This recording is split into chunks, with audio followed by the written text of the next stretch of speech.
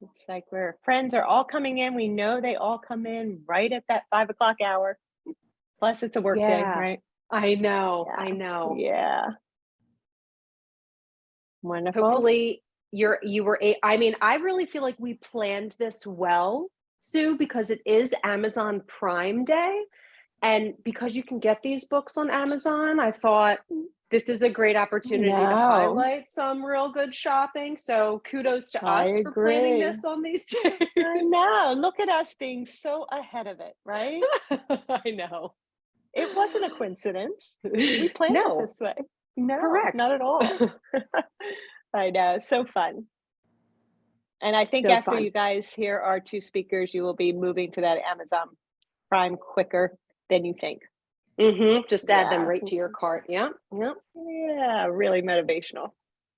And maybe they'll even get the ingredients for this fabulous mocktail you're making tonight, too. Of which I think are also available on Amazon, so have Yes, that they cart are. up and I ready. know. Up and ready.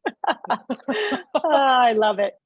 I love it. Well, if we're going to have an intimate group, that's so nice because our some of our housekeeping rules were like make sure you're on mute. But if you have anything that want to say, put it in the chat. But you could also like unmute yourself and just have a conversation. We love that. So we'll Yeah, make this very flexible tonight. Do you agree, Erin?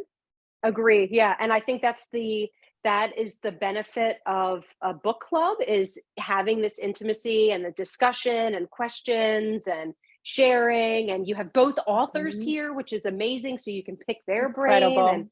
yeah. No, I love it. Love it, love it, love it. All right, we'll give it Yep, maybe two more minutes sure. and then we'll move right into it. Absolutely. Just a little bit of housekeeping, just so that you know. We do ask that you mute yourself, but because we're so intimate tonight, feel free to unmute yourself, ask a question. We love the interaction, and it's definitely a group that we can handle, with that. Um, Erin's going to be whipping up a beautiful mocktail that we know about, right? And then she's going to jump on over to our summer book club. We are going to be recording this presentation. So, you can watch it on her library. Just make sure if you don't want to be on camera, just turn your camera off then. But really, it's always focused on Erin and the actual guests for this evening. So you're not going to see yourself, as much. But we always like to just share that we are recording and we want to make sure you have that option.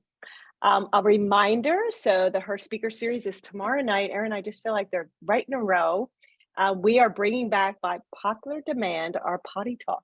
And we're going to be reviewing how our GI tract is affected during cancer treatment. I know a lot of us understand how it can wreak havoc on our GI tract.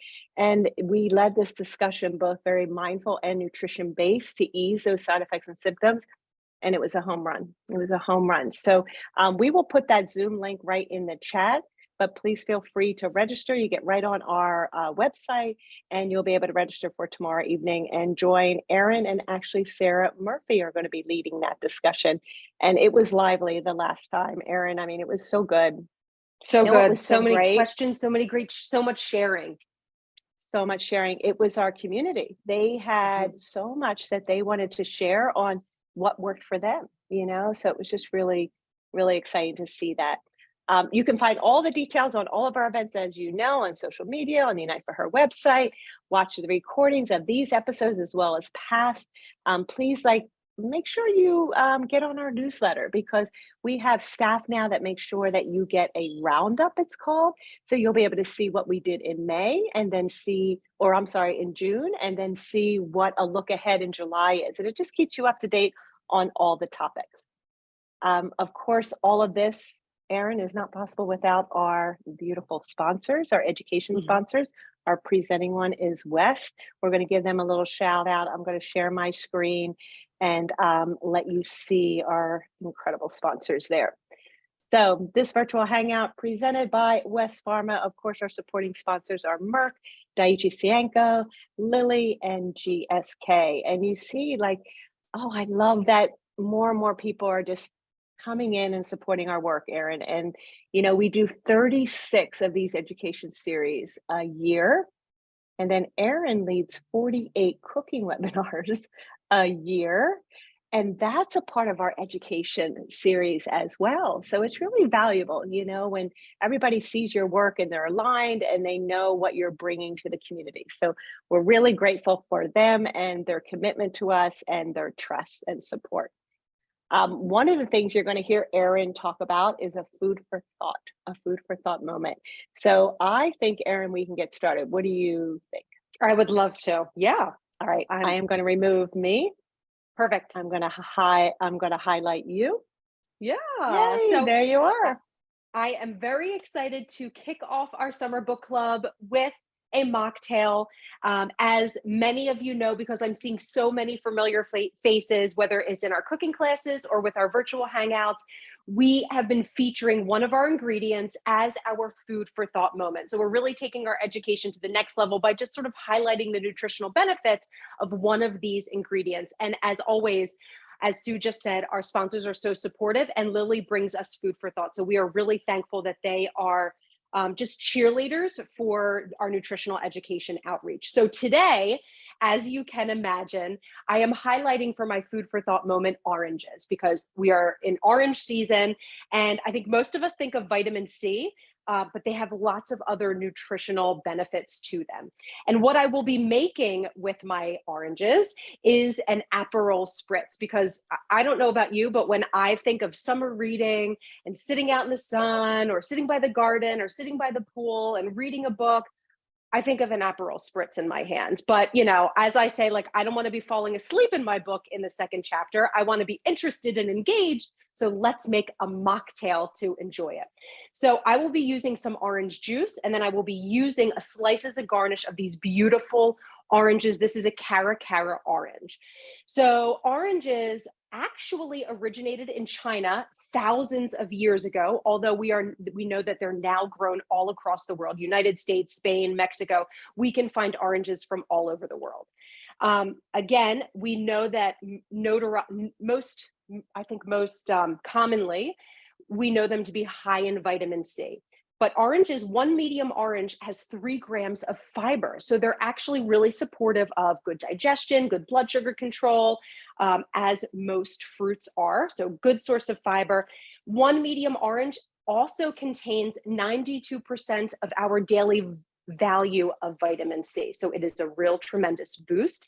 And it's also a great way to get in some hydration. 82% water makes up these oranges. So when it's hot, the summer, we're thirsty, we're sweating, consuming fruit, especially oranges, or adding it to your water for some natural flavoring is a wonderful addition. So like I said, oranges are a great source of vitamin C. They're also a great source of the B vitamin folate. They're also a great source of 2 different phytonutrients. So they're a good source of flavonoids, which are help with antioxidant properties and anti-inflammatory properties.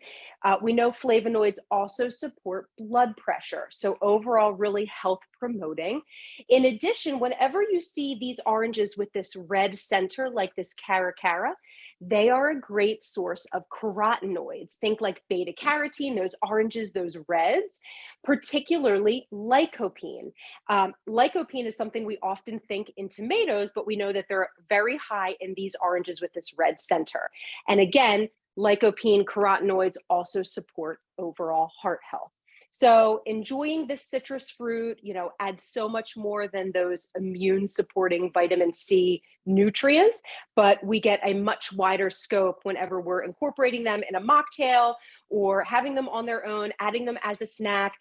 So I would definitely think twice when reaching for oranges and enjoying them throughout the summer months. So with that, that is my little food for thought moment. Thanks again to Lily. But let's get to the action and make our Aperol spritz. So featuring our ingredient this evening, we will be using some freshly squeezed orange juice. So what you need is a mixing glass, and we're going to chill it. So I have some ice already in the bottom. So with some freshly squeezed orange juice, we're going to mix 3 ounces. So I'll have 3 of these. And as you can see, I have a big wine glass. It's typically what we would use for an Aperol spritz. Any sort of big goblet glass would be perfect to use. And then I am using, so typically with our mocktails, I like to use ingredients that we can find at most places, but I elevated my mocktail for today. And I wanted to highlight some of these ingredients because we are seeing the non-alcoholic revolution really expanding. And a lot of our different stores that sell wines or sell mixers now have sections that include non-alcoholic ingredients. And so today I am using this blood orange aperitif, non-alcoholic. The brand is Abstinence. This just so happens to be what was available at my current store, but any sort of comparable substitution would be fine. This will even out the sweetness of the orange juice. So for this, I am using 2 ounces. For one, and this will also give that beautiful red color that we think of. And then another non-alcoholic ingredient are some orange bitters. So traditionally, orange bitters are very low alcohol by volume in general, but I went total alcohol free. This is again a brand called Babin Louie and Co. And it's an orange bitter. If you have orange bitters already, you can do that. And it's 1 ounce, or for this, it's 1 dropper. So I will add all of that in. And mixing spoon, we're just going to give this a nice little mix so everything is combined. Super simple. You'll want to use a strainer of some sort. I have my wine glass. I'm going to add my ice directly into it so we can pour it right on top. Really simple. This is a mocktail that you will absolutely impress your guests, because I was telling Dr. Bailey and Jolene and Sue before, this is just like the real thing. It's so impressive. So your guests will never know. All right, so we'll fill this all the way in. And then instead of that topping of sparkling, I'm using a little tonic water.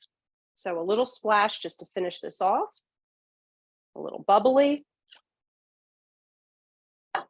And then we always need a garnish. So visually it's looking gorgeous. So a thin slice of this orange. And we'll just finish this. We'll just pop that right on in. And there we have a beautiful Aperol spritz. And I promise you it's delicious. Erin, it's beautiful. Oh my gosh.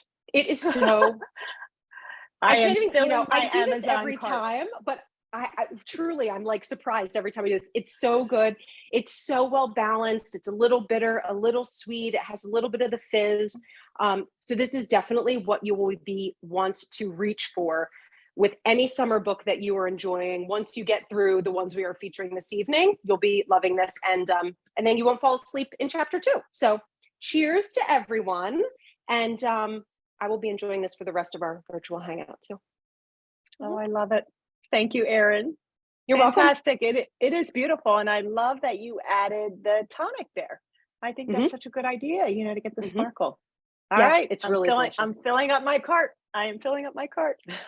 Okay, we are so excited to bring this event to you. And Erin and I were saying, we're going to do it every summer, every July.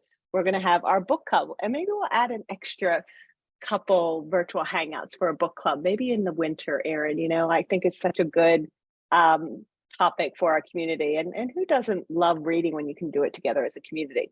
So I am very honored to bring on our first guest, and I have gotten to know Dr. Nia Bailey, not only for the remarkable woman that she is, but also just she's so dynamic and a woman of God. And truly, when you talk to her, she just makes you feel like you are all that and more. And I know she is working God's grace through her. So Dr. Nia Bailey is a West Philadelphia native and radiation therapist who is also experienced motivational speaker, activist, breast cancer advocate, writer, author, director, executive director, and woman of God. Did I tell you she is 30 years old? Which is still like, I can't get over that, Dr. Bailey. She received her doctorate degree in public administration from Westchester University and has made it her life's mission to fight for reform in the healthcare system and educate the community about breast cancer awareness and resources. Dr. Bailey is the founder and president of a nonprofit, Agape, Finding Your Purpose, Incorporating Your Faith. Her mission is to feed, clothe, and create fellowship with the homeless men and women in Logan Square section of Philadelphia. Through her life's mission, Dr. Nia wrote, and directed A Letter to My Sisters. I'd love for you to touch on that a little bit, Dr. Bailey. It's a breast cancer documentary for young women, which gives some insight into the journey of young women dealing with breast cancer diagnosis and life itself. But last but not least, she is the author of an interactive children's book, Love Thy Neighbor, which highlights a little girl's mission to feed, clothe, and bring fellowship with homeless people. Does that sound familiar, Dr. Bailey? All honoring her grandma. So without further ado, Dr. Bailey, the floor is yours. Thank you, Ms. Sue. I really appreciate it. Everybody call me Nia. I know that everybody keeps saying Dr. Bailey, but my mom named me Nia. My dad, who's on the call, named me Nia, so it's okay. Just call me Nia. It's a pleasure. It's a pleasure. So I first want to talk about Love Thy Neighbor. Here it is. So it is a story about thank you. It is a story about my grandmother, Lorraine Bird Fields Latham, and they called her Smiley because all she did was smile. She actually was diagnosed with multiple myeloma, and she was in a lot of pain. And I know a lot of you women know what it's like just going through cancer treatments and chemo and all that. And no matter what, whenever I called her, she would answer the phone, praise the Lord. And I'm like, aren't you in pain? But I mean, she still, just kept pushing like women do. And she always said, she believed for whatever reason that was the cross that she had to carry, and she did it with excellence and grace. So I did all of this for her. So Love Thy Neighbor is about Smiley. She came from a little town called Erie, South Carolina. She moved up to Philadelphia when she was 18 years old during the Great Migration. And she taught my mother, myself, my brother, and my father that to never look down on anyone unless you're extending a hand down to help them. So that translated into us helping the homeless population. Whenever we would walk by somebody who was in need, she would look at them, she would speak with them, she would talk with them, she would give them food or money, because a lot of people who are without housing, they don't talk with anybody else. They don't even hear their own name for a while. They're just not seen. And she would give them the ability to be seen and to be heard and to eat, right? Which is important because we love to eat, right? And healthy meals. So she was just a phenomenal woman. And as she transitioned, we continued that. My mother continued that, myself and my father. And I started the nonprofit organization, just simply helping those who are in need, because homeless doesn't mean that you're sleeping on the street. It just means that you do not have an address of your own, a residential address. So anybody that just sort of needs help, we give them food, clothes. If you need help with getting your GED, high school diploma, if you need help with housing arrangements, we help with that. And then simply to just talk to them. We all go through a lot, and sometimes we just need somebody to listen to us, to hear our names. I can't imagine not hearing my name or not talking or anything like that. So we all deserve that. So this is what Love Thy Neighbor it's about. It's an interactive children's book. So children can learn how to love people. They can learn how to be kind to people. And I think this is what our world needs, is kindness. So this is what it is. And you know what? I even heard some adults pick it up and say, you know what, this is my de-stressor. Sorry, I can't talk, de-stressor, coloring and then just relaxing after a long day. I'm coloring in and I'm just sort of looking through the pages. And a lot of people say, oh, I learned a lot about Smiley. I like her, and hey, I do too. And I even love her even more. So that's what that's about. And you can purchase it on Amazon, and it's only $6.99. It's not bad at all. Gas is more expensive than that. Eggs is more expensive than that. So it's a good deal.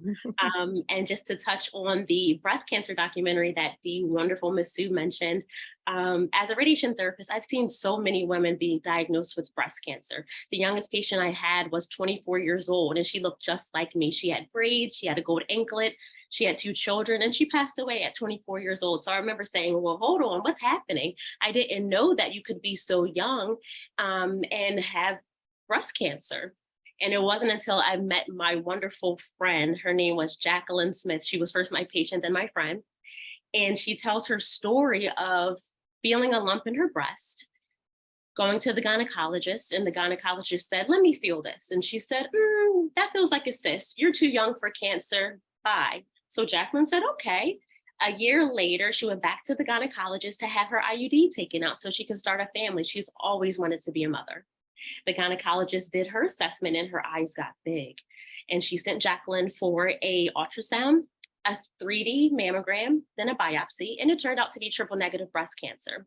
So Jacqueline had no time to harvest her eggs. She went right into chemo. She had several cycles of chemo, surgery, radiation, and that's when I met her in the radiation oncology department.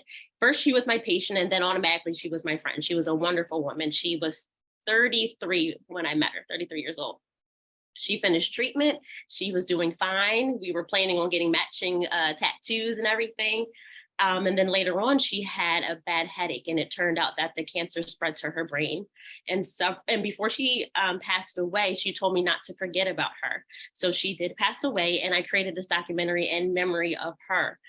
Because of course I would never forget about her. I think I went above and beyond. I have a tattoo of her name, and she would probably say, "Really, Nia?" But I would never forget about her. So that's what I did.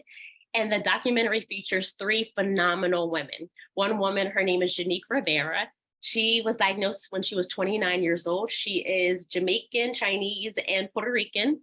The next woman, her name is Brenta Durantes. She was diagnosed in her 30s. Her interview is in Spanish, but English subtitles are provided.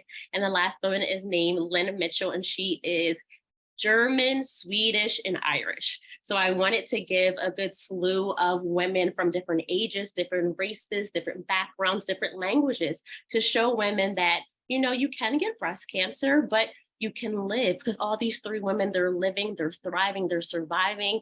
Janique, who now is living with metastatic breast cancer, she is now married. She has 3 children. She is in better shape than she's ever been.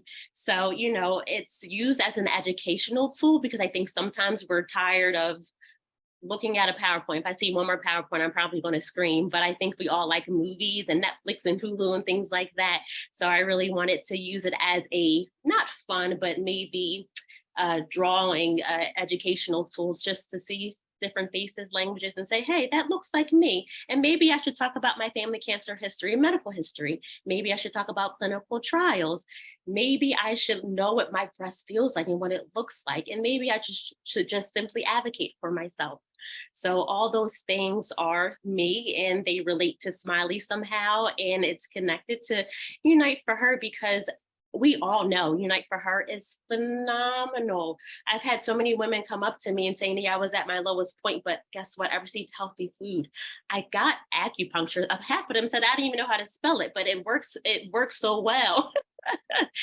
So it's amazing what this wonderful team is doing, Sue and Aaron and Jolene and everybody else, because they're really they're turning the tide and making this world very much better, and taking out the sting of breast cancer. And this is what we're all here for, and this is what we need to do.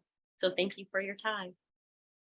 Oh, Nia, thank you so much. And if you look at Nia, you're going to see her earrings are Touch BBCA, which is one of our partners, right? The Breast Cancer Alliance, the Black Breast Cancer Alliance. She talks about Unite for Her. She's on our task force. She just joined, and that was the Women of Color Task Force.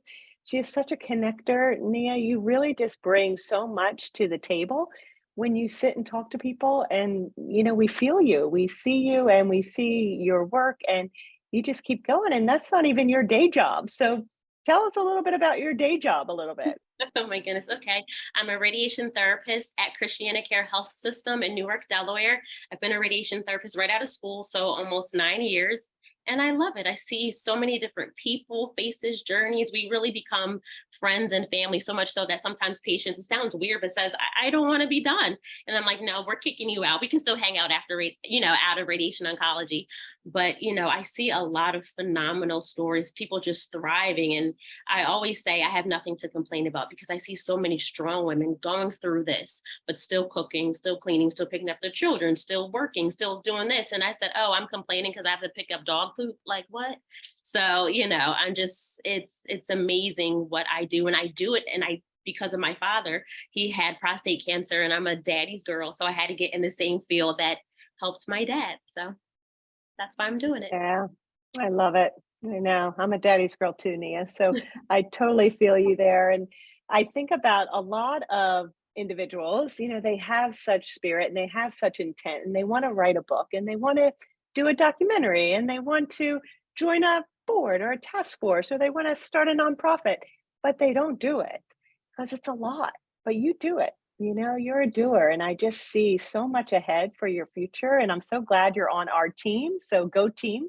Really happy to have you, Dr. Bailey. And do we have any questions for Dr. Bailey? I figured I could open it up, Erin, and see if anybody has any questions. I love the book is so easy, so sweet. It's a great gift to give somebody, but it has such a good message of getting, you know, that love thy neighbor. We know that, you know, when we walk the streets, we see that. And I know myself, sometimes I'll just walk by. And thank you for bringing your smiley mission to me because everybody needs to be seen, you know, and thank you for allowing us to see everyone, Dr. Bailey. We really appreciate it. All Thank right, you. Jolene.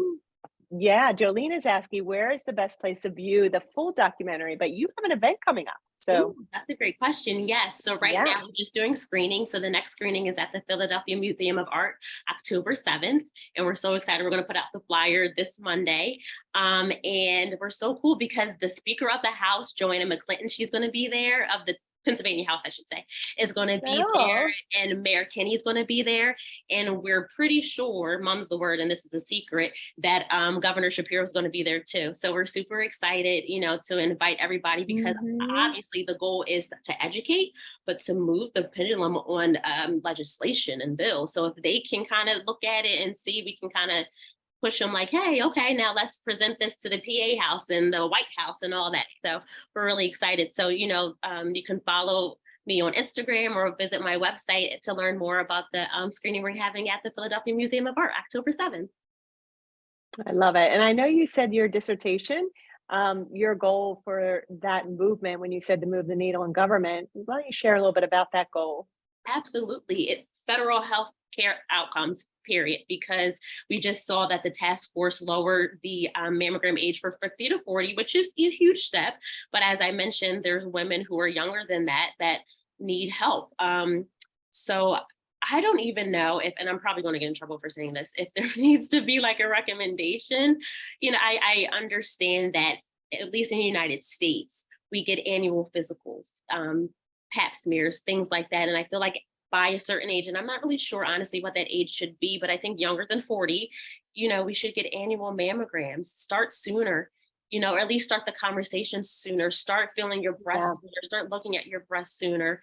It really bothers me when people say women are too young for breast cancer because there is such a thing as pediatric cancer. So if a 10-year-old can get cancer, then someone who is older than 10 is not too young.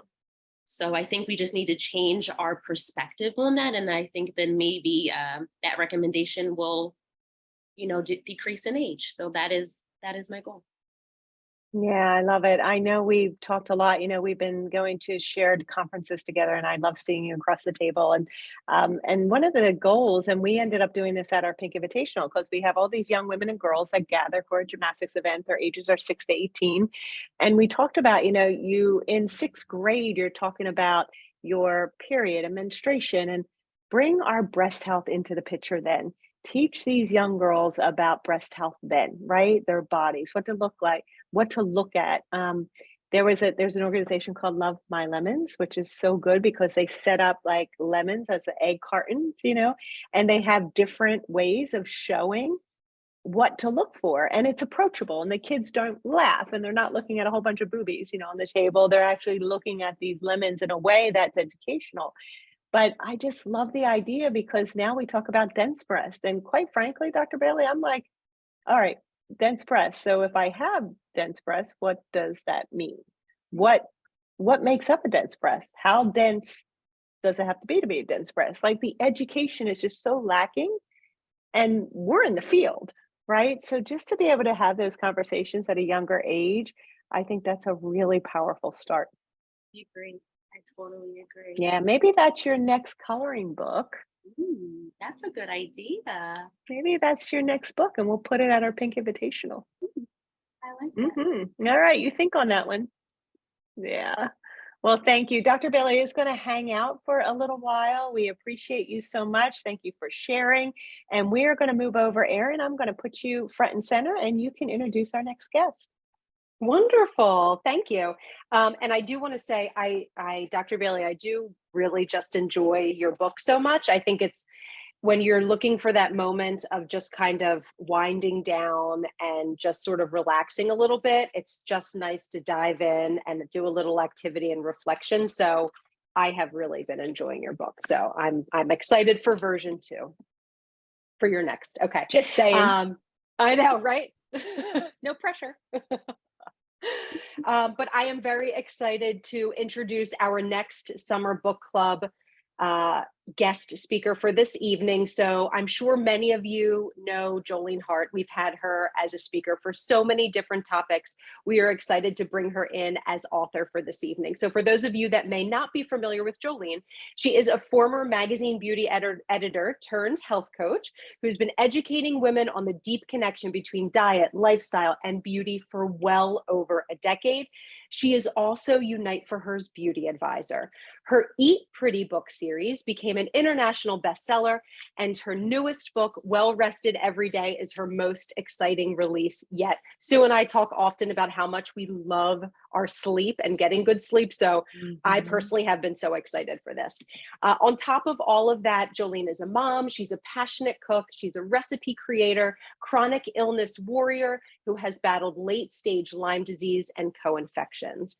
But she is with us this evening. Jolene, thank you so much for joining us. What a beautiful introduction. Thank you so much, Erin. As always, I love being on with you. Whatever events we're doing, they're fantastic. It's so exciting to be here for this book because I feel like the topic of rest weaves right into our conversation around that beautiful children's book and how it's a moment for us to maybe color, kind of take our nervous system to a place of calm. It kind of works so well. Wonderful. I would love to know, just sort of kicking off, Jolene, the inspiration, for those of you that have received our care box, they probably received one of your Eat Pretty book series, but the shift to well rested every day, I'd love to know just the inspiration behind writing a book like this. Absolutely. Well, I mean, all of my books come from a place of self-need, first of all, right? So something that I need for myself and see value for in my life. And through my late stage Lyme experience, I really had a dysregulated autonomic nervous system. So I became very aware of any stimuli in my life that was putting me into fight or flight mode. And I wasn't always aware of these things. So, text messages, phone calls, even intense conversations, news reports, anything going on during the day, I was all of a sudden just really aware through physical changes in my body, how activating a lot of our modern lives are. And we don't realize that we kind of spend all day long in low-key fight or flight mode.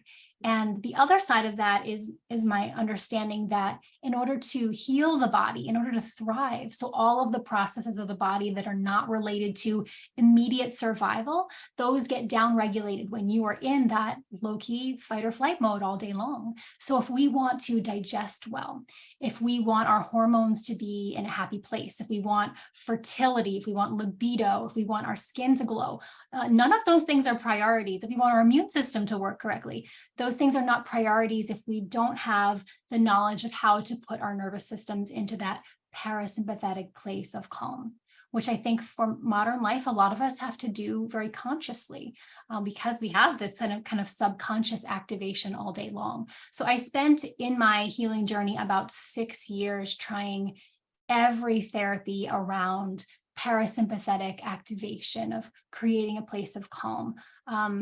From a very scientific place, but also realizing as I did a lot of these therapies like limbic system retraining and yoga nidra and binaural beats, that like every mom I know could use these ideas, every busy, high-powered executive could use these ideas, every person I know could use these ideas, because a lot of us have kind of forgotten, or maybe we never had role models for how to get ourselves into this place of calm with the moments that we have sprinkled throughout the day. Right? Like we take our phones into the bathroom with us. So we're always on. So in doing this style of book, which is, a page a day, it gives you 365 ideas. So challenges, recipes, visualizations, breakdown of scientific studies. So whatever way you like to learn or whatever you find would fit best with your lifestyle, there's a little bit of something that you can incorporate to start bringing in those moments of calm.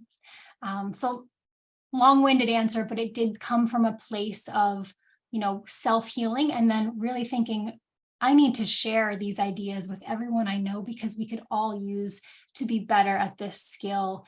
It's so important for longevity and for thriving and living, a healthy life day to day. I love that you just used the word skill for describing rest. That is like amazing, because you're right. It is almost like a skill that we have to really practice.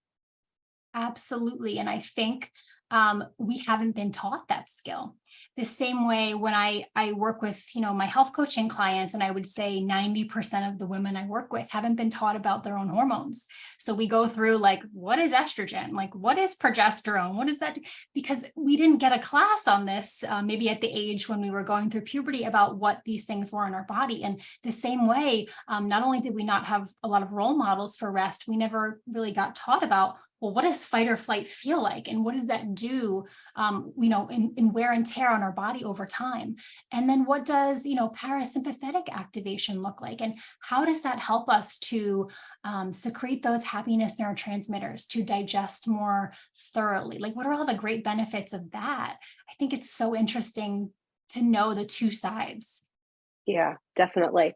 One of the things that you mention, and I know is the term intuitive rest. I mean, and some of us may hear intuitive eating, right? That's a term from the nutrition world that sometimes we hear or may be popular. But before reading this, I hadn't heard intuitive rest. So what does that mean, and how can we start to practice that? Yes. So in creating this book, I didn't want it to be a book that was like, this is what you need to do and you'll feel better, because it's not one size fits all, right? And I'm an extroverted introvert. So I rest and recharge in a different way than someone who might be sitting at a desk all day and need to get up and have something active be the way that they rest.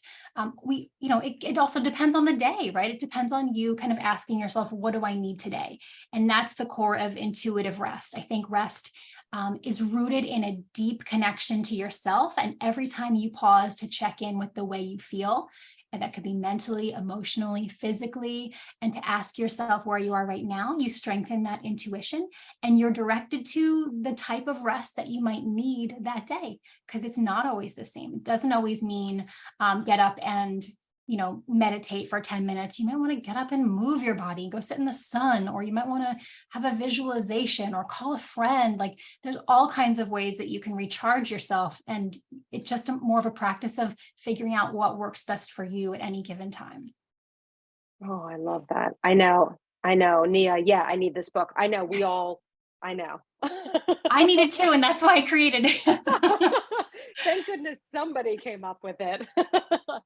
So why don't you talk a little bit about, how the importance of really taking time for regular rest, how that really helps us in the long term, and really making space for that, as part of our day, can really be beneficial. I mean, I will say, as I think self-described type A, I love to create. I've always been very ambitious. I think that rest makes productivity possible, and it gives us a chance to process, to reflect, to grow. And for a long time, I didn't realize how greatly I valued that. Like, I was always going to the to-do list to check things off, rather than realizing, in my life, I want to grow. I want to process. I want to reflect on things maybe in real time rather than years after they happen, right? Like, and I don't get those opportunities unless I am giving myself the time to rest. And sometimes, maybe that's going for a long walk and being out in nature. Other times, maybe it's daydreaming in the shower, right? Like, it is when your brain shuts off, especially from multitasking, that the default mode network of your brain turns on.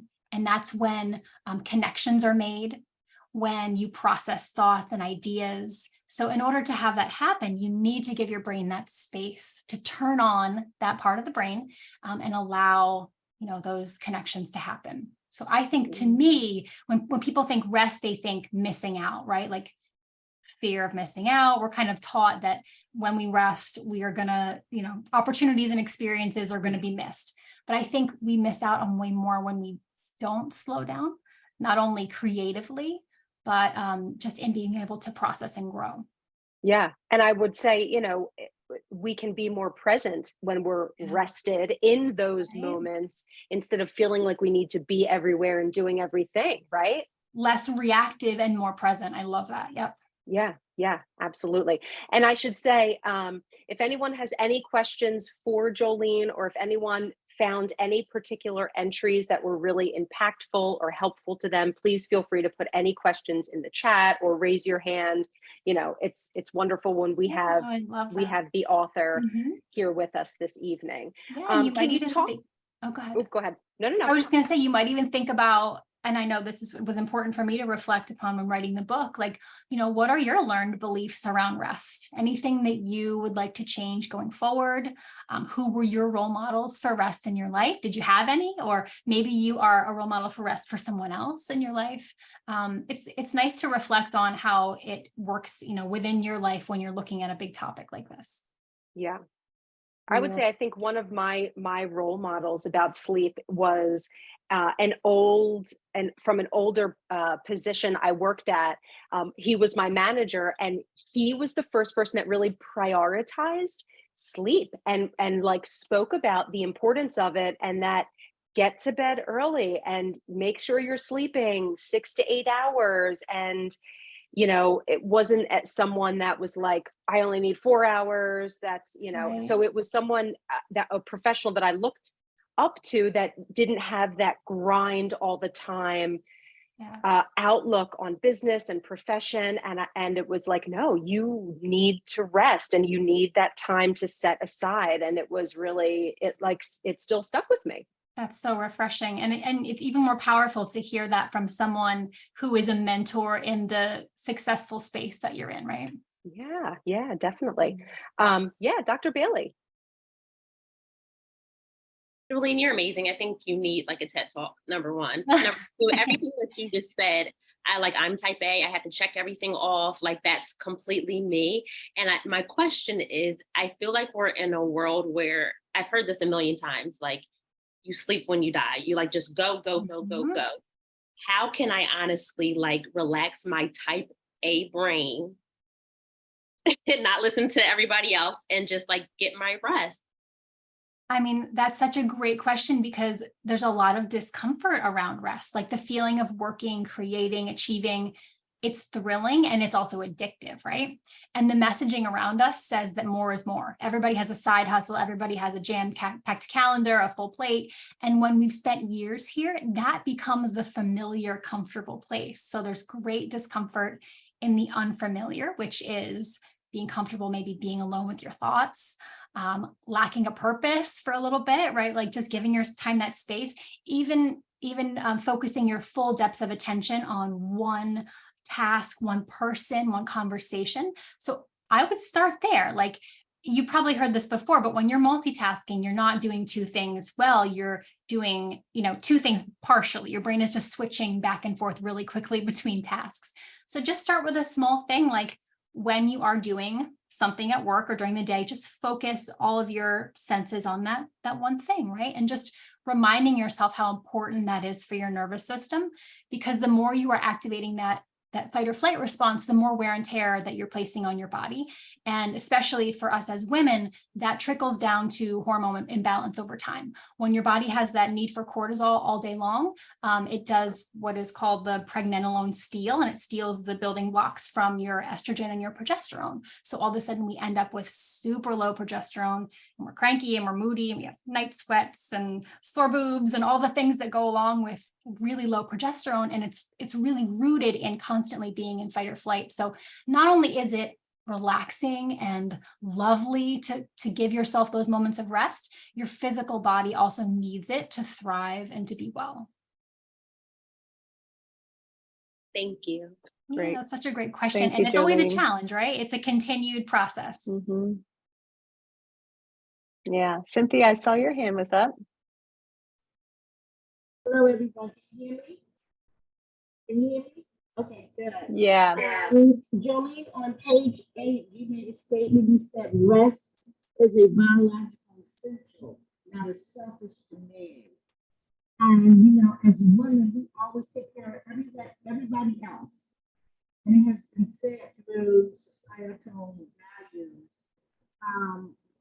women should not rest. Women rest are considered lazy and selfish, you know, and that's not true. We have to take time out for ourselves. This is very, very important. I learned that when I was in my 50s, I'm 64 now. But when I was in my 50s, I learned that. Not when I was a young woman. And I tell a lot of my younger friends that take time for yourself. Put it in your calendar. But I thank you for putting that in this book. Yes, 100%. I didn't hear everything that you said, but I heard a few key things that I think are so important to highlight. And you mentioned, you know, as women, we put others first, and that's that's part of our it's part of our approach. Whether or not we are mothers, we have kind of that maternal caregiving instinct that might be rooted in hormones, but it causes us to, again, put ourselves last a lot of times. And I see that a lot in my clients, where also maybe we've been taught that our symptoms, if we have them, shouldn't get attention, or that we can push through. And they often get to a point of crashing or being in a place where they're more burnt out than they even realize, because they've ignored the signs from their body for so long. And so in this book, I made like a recurring type of entry called Know Yourself. And it's all about the communications from your body that you can recognize. So maybe different signs in your period that you might find every month, or different things you might find that you feel that can be communications from you, early communications that you might need more rest. And I think that's such an important thing to share with other women. And it was important for myself just to really start to trust that communication, and to know that, like, that's part of developing my own intuition, right? And those instincts about my health. I hope I answered if there was a question, but I love that you brought up that point about women. I originally wanted this book to be called The Well-Rested Woman, because I felt like it was really geared toward women everywhere. I love that. Jolene, do you have any particular tips or particular entries you want to call out that maybe we can quick reference if we're looking to add more rest to our routine? I was just checking out day 247, Rest Your Vegas.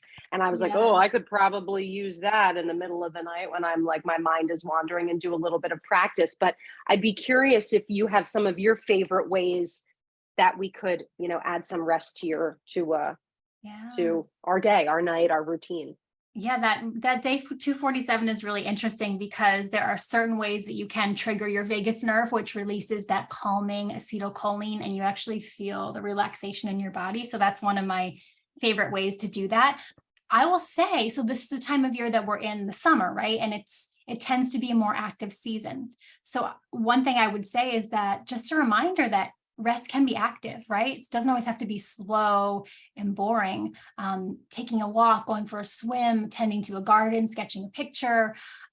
These types of rest really excel at recharging creative energy and dispelling tension from your body and your mind. So if you feel like, hey, I don't want to sit around this season and read a book, I want to, I'm kicking myself. But if you don't want to sit around and do something slow this season, go out and have this be a more active season for rest. Through that kind of active rest, the parts of your brain that govern creativity light up.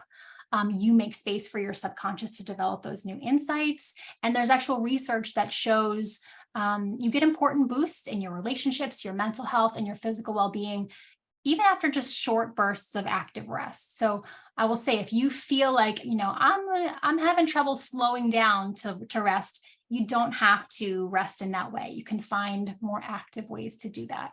And especially for women, we tend to lean into friendships as a way to kind of tend and befriend and process stress. So that's actually great if you want to do something active with a friend this season.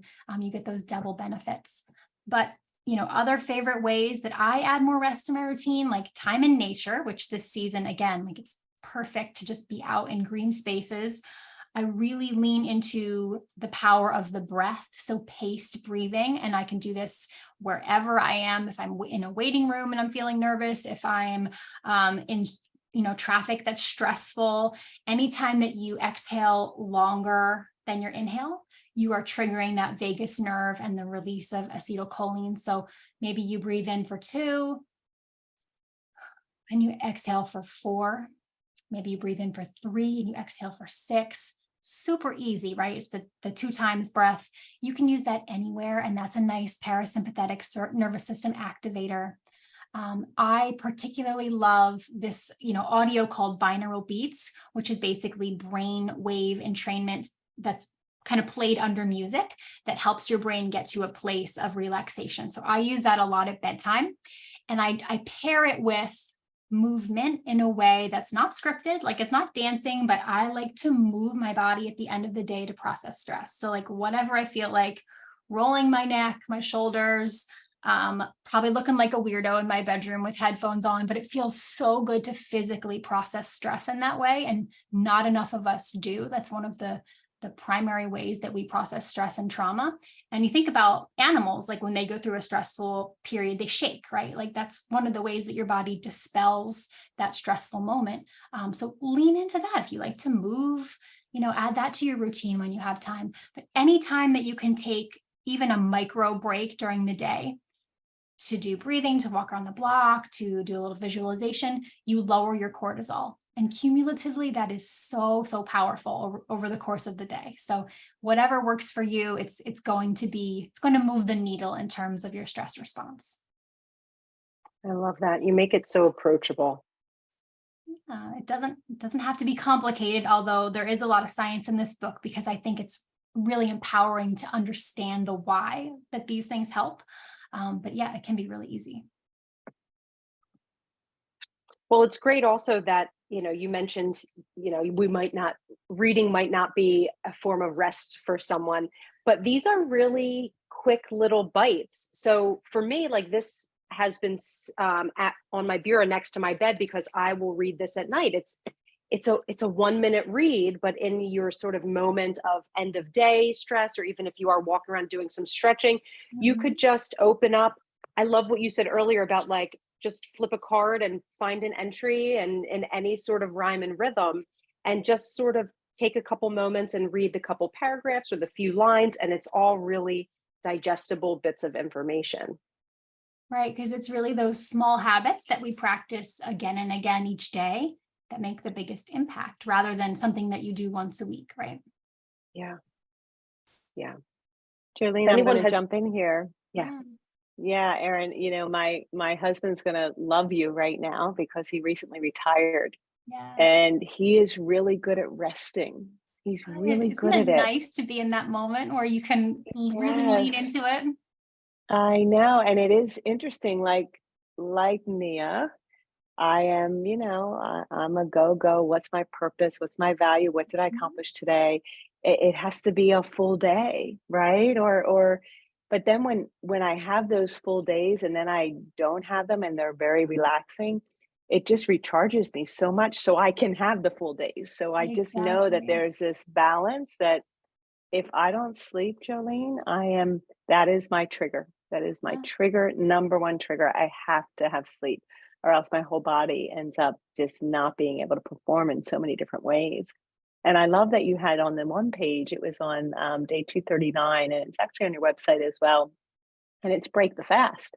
And, it's about breakfast. And I've lived this. So when I saw you write about it, I totally see how the American breakfast diet starts with sugar in the morning, or foods that turn to sugar, and it sets your day up for these cravings that make you tired too. So, do you want to talk a little bit about that? Because I did love that entry. Yes, and I think Aaron will understand and will, be able to reiterate all of this, but stress does not only come externally, it also comes from being dehydrated, from skipping meals, from elevated glucose spikes, and that is exactly what you get in the morning if you're going to have something that is a simple carb or sugar without a protein or, a healthy fat with it. You're going to get an elevated glucose spike, and then you're going to crash, and then you're going to feel like I need something to pick myself up. So I'm going to give myself another little spike and then a crash, and your whole day becomes this roller coaster. So when you hear like breakfast is the most important meal of the day, it's not for all the other reasons. It's for the reason that it can put you on Sets you a up. steady glucose, plane. And when that happens, all of a sudden your body is not pumping out stress hormones to say like, well, where is my next spike coming from? All of a sudden you can be really reflective and say, well, what do I want to eat for lunch? Like, what's going to be good for me, rather than just like ravenously saying, where can I get my next pick me up from?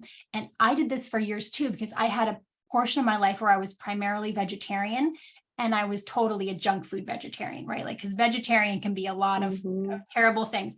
So from the beginning of the day with cereal or even oatmeal, if it doesn't have any protein or healthy fats with it, you're going up and down like this.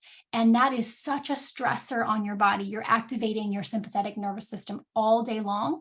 Even if you don't feel stressed, you're going to get the negative effects of stress on your body all those days and weeks and years, right? So easy way to already start to lower your stress is to, like you said, start your day with a meal that's going to steady your blood sugar, that has the protein, the healthy fat, and the fiber, which can come from any kind of plants. It can be, veggies in your omelet. It can be throwing leafy greens in your smoothie, whatever it is that you want to do. But having that combination, that trio, is ideal for giving yourself that kind of steady glucose and steady energy until you get to your next meal.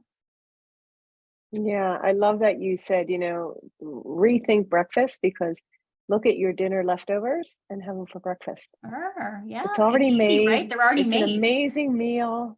It has a lot more of the nutrients that we're used to, right? And it can be a smaller portion. We just have to rethink that, and it And just sets you up for more energy you'll be throughout the day. surprised at how much energy you have. And I think I see this in my clients a lot, but as women, we tend to way undershoot our protein needs. Erin, you probably have addressed this in other other meets as well, but really kicking off the day with a good portion of protein is going to put you into that mode where your body is energized and you're making good fuel and steady fuel. So I would say if you're undershooting the protein mark, like try at least 20 or 30 grams of protein at breakfast and really get it in there. And you're going to feel so much more energized. You're going to have steadier blood glucose. And that's kind of what rest feels like, right? When you're not going up and down in energy, you feel well rested.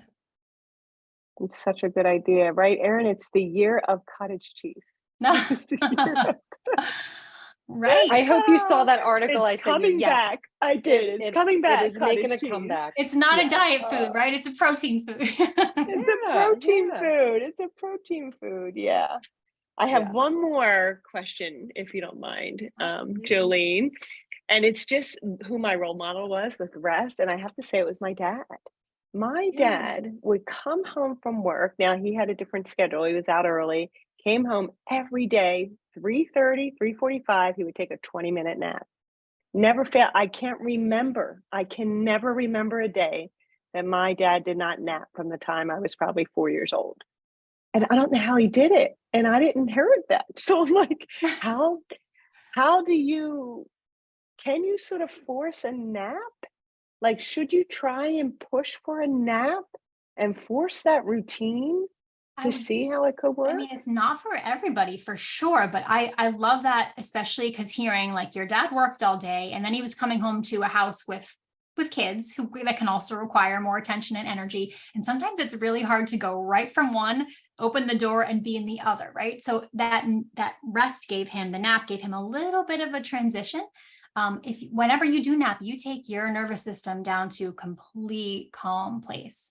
And so if you can't fall asleep, maybe you even put on, I love an eye mask, and just breathe for a couple minutes, listen to that binaural beats audio. Like even 10 minutes like that can be a really nice way to just like get your energy up for the second shift, which is making dinner, playing with the kids, you know, doing whatever you have to do when you come home. And that makes it so much more sustainable, right? To be a parent and to be the parent that you want to be for your kids. Yeah. Okay. I've heard you say binary beats twice. Binaural beats. Yes. Binaural. Can you put that in the chat or tell us where we can Yes. find a So- download? I've never heard of this. There are entries on this in the book, but basically binaural beats are different wavelengths of sound that are able to bring your brain into different places. So there's a binaural beat wavelength for sleep. There's another one for focus and concentration.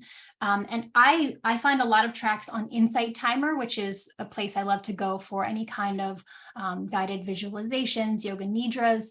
And I like to use it for sleep, for bedtime, but you can use it again for focus or for relaxation. But basically you want to use it with earbuds because you want to have the dual sides of your brain listening to both sides. And you put it on and you feel a real shift in your body as it kind of takes your brain to those wavelengths where it's calm. So I use them as an easy tool if I've had a really active, stimulating day, or maybe I'm teaching like later at night and I finish up later than I would like to. It's a nice way to bring your body to a place of calm quickly. It works when you're traveling too. It's great if you have only 10 minutes to just chill your body out. It's a nice way to activate your parasympathetic nervous system. Awesome. I found the website that you talked about, Insight Timer. And then is that where you find that are used? Sorry, go ahead.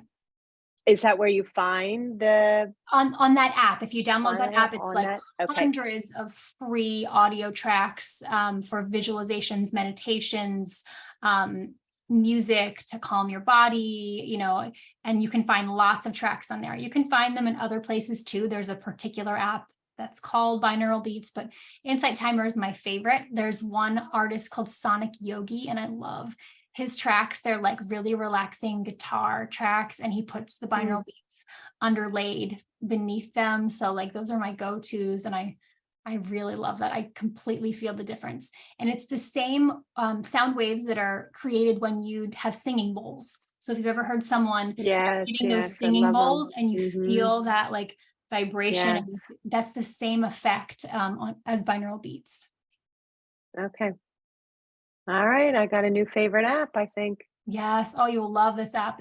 And I like that it's one. free. There's a lot there. Like what a good one. Like it's not a $9.99 a month or $4.99 a month, right? And there's lots that you can purchase on there if you want to purchase courses from some of these creators. But no, it's in itself, it's free and it's worth its weight in gold. It's amazing. Awesome. Yeah. Okay, I'm done my questions, Erin. Thank you. Wow, I got caught looking for the beats in the timer. I know, me too. You caught me Well, red-handed. something I'm to excited. explore tonight, a new idea. Everybody can do that at bedtime tonight. I And love that. try the yoga nidras too. So in this book, there's 4 yoga nidra tracks. And what I did was I put a little QR code. Here's one I just saw. So you hold your phone up to this code and you get 4 different yoga nidra tracks that are guided by me. So if you like those and you like the effect, they're really good for just getting your brain into the place between wake and sleep.